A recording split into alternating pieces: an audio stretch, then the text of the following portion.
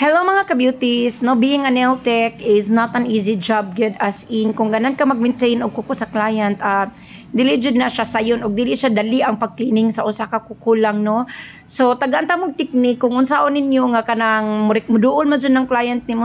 Ang muduol lang client, it's because katulya tiil, sakit nang iya kilid, unya gilok-gilok na, no. So whatever it's the reason gyud, still kanang dili gid nato lahapan ang kuko sa client, kay once malahap na nato cut ang kuko sa client sa kilid, mapuy-an na siya dali og dead skin, dali ra na mo katul, unya ma-deform ang iya nails, and then ang worst thing is mahimo gid siya kanang mapatay ang iya kuko gid, as in. So kanang as a nail tech gid kinanglan hatagan ganatog justice ang kuko sa to client, kana kay ni duol na to magpaalaga na sila sa ato nails. So we should be fair and we should know. So ang ato gid buhaton is cleaningan nato ang kilidaan. So namang gid na siya mga exist skin, no, diha, no. So kwaon na nato siya diha sa kilid, and then kuhaan na to ang cuticle. Actually giputol lang din ako ang video, but both sides gikuhaan na nako, no.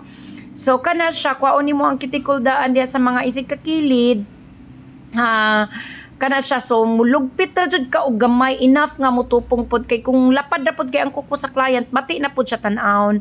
So lugpitan ra gid na nimo siya diha og gamay, and then kabantay mo naglugpit jud ko diha, ni kuha ko diha gamay og nails, pero grabe ra gid kay gamay enough nga ma-form ra gid ang kuko niya, kay para di siya malugitunon, dili siya maanad og lugit ang iya kuko. So kuan ra gid na siya, iduso ra gid na nato ginahinay, no, di ta mo cutting, no. So di gid na nato palabian in taon og duso, or kiata nato gaanan ra gid nato ang ato kamot. Once gani magduso na ta, super enlighten gid nimo ang imo kamot, kay mugawas ra gid na ang iya mga dead skin gid, no, hinahinay nga duso, no.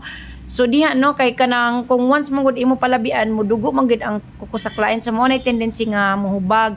So though dili gid na nato malikayan as a nail tech nga mudugo na agi mga skin niya, grabe jud kanipis nga, grabe na nimo ginahinay niya, ni kuan ra gyapon ni dugo ra gyapon.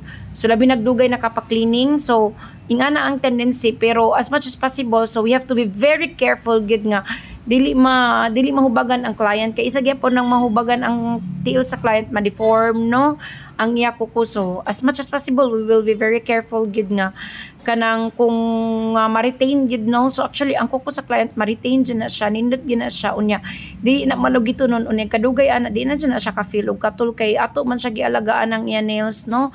So I hope nga malesod na nato to all the nail tech nga unta dili lang unta nato panglahapan ang kuko sa to mga client, no, kay kanang ang ato gid goal is maatiman ang kuko sa client, kay once nga nindot na siya pagkaalaga ang kuko sa client, di man na siya kinahanglan kuhaan og dead skin all the time, kay di naman na siya mo katul.